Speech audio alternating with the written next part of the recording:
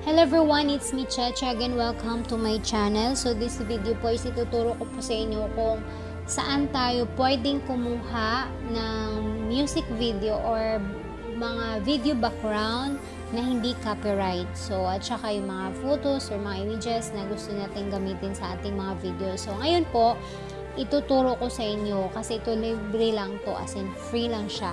So una, punta tayo sa ating Google Chrome. Ayan.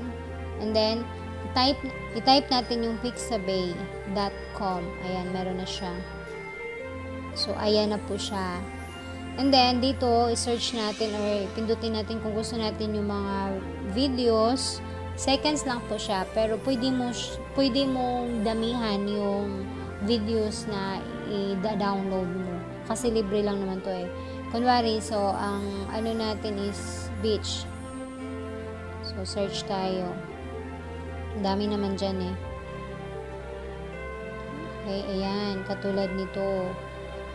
Okay, so mamimili ka lang kung anong gusto mong beach na ipa-background mo doon sa video mo. So, like for example, ito nagamit ko na ito, di ba? So, dito. So, open mo lang yan. And then, dito, free download. So, i-download mo siya. Okay. So, yan. Downloading na po. Kasi mapupunta siya sa gallery natin. Yung dinownload natin yun. And then, dito din pwede tayong pwede tayong kumuha ng mga music na non-copyright din. So, yan. Open. Pwede na siya nating buksan. So, tapos na ang pagda-download niya. Libre lang po din yung download nito. Ayun, open na natin. So kung gusto naman yun ng music, dito tayo sa may tatlong lines dito sa gilid. And then yan, music.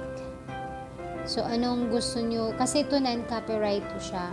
So, depende na sa inyo, mamimili kayo dito kung ano po yung gusto nyo. Yun lang po, ganun lang po siya. Dito lang po ako kasi kumukuha ng mga iba background ko. Kasi libre lang yung sa mga videos na mga background na anumang nature, whatever. Basta nandito na siya. Marami na search mo na siya. And then yung mga music, so free po lang. Wala siyang, hindi siya copyright. So, yun lang po. Maraming salamat. Sana'y nakatulong din to sa inyo. Kasi madami itong gumagamit din naman eh. Marami itong dito na lang kumuha kasi sa copyright pa tayo, diba? Okay, salamat. Bye!